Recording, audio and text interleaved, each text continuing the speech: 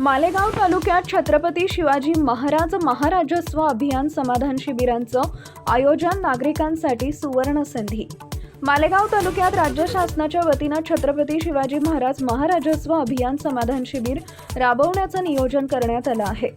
1 मार्च रोजी पूर्वतयारी आढावा सभा तहसील कार्यालयात संपन्न झाली।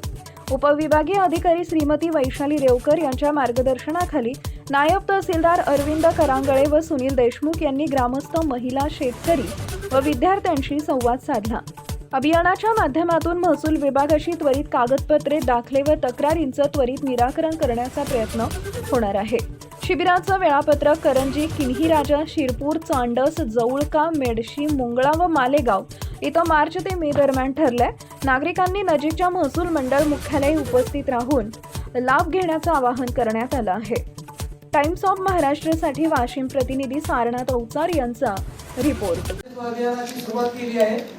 नियोजनाप्रमाणे 10 एप्रिल 2026 रोजी आपल्या जवळका गावी जवळका मंडळ मुख्यालय जिल्हा परिषद शाळेमध्ये शिबिराचं आपण आयोजन केलं आहे।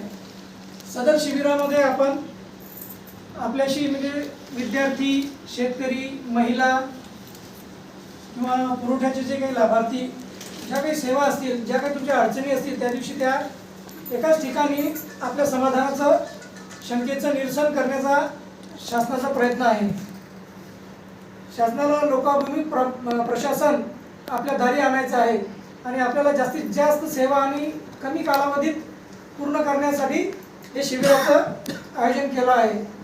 सदर शिबिरामध्ये जिवंत सातबारा म्हणजे जे आपले आजोबा, वडील सातबाऱ्यामध्ये आहेत पण आज रोजी ते हयात नाहीत, मयत झाले आहेत, मग आता वारसांची नावं टाकायची आहेत, तर ते सुद्धा आपण जिवंत सातबारा अभियानांतर्गत सातबारे दुरुस्ती, काही विद्यार्थ्यांना उत्पन्नाचे दाखले, काही लाभार्थ्यांना, महिलांना ज्या संजय गांधीच्या श्रावणबाळाशी संबंधित काही ज्या सेवा शासनामार्फत त्या दिल्या जातात, त्याचं सुद्धा जागेवरच आपण तिथेच शिबिरस्थळीच त्यांना वाटप करणार आहे। त्यासाठी आपल्या गावामध्ये आपले सरकार सेतू सेवा केंद्र असेल, त्यांची सुद्धा आपल्याला मदत लागणार आहे। आधारचं सेंटर सुद्धा आपण तिथे ठेवणार आहे।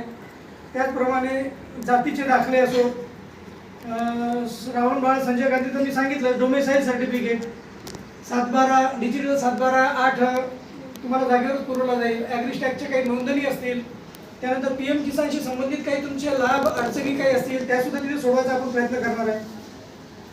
आणखी कधी कधी काय होतं माहिती आहे की वाटणी पत्र जे असतं, सध्या जे सामायिक खातेदार असतात पण त्याची वाटणी झालेली नसते, कधी कधी अभ्यास नसतो किंवा माहिती नसते, तर कलम 85(2) नुसार वाटणी सुद्धा करता येते। फक्त ते सगळ्यांचे सामायिकचं नावं असतील तर त्यांना आपसात कोणतंही जर वाद नसेल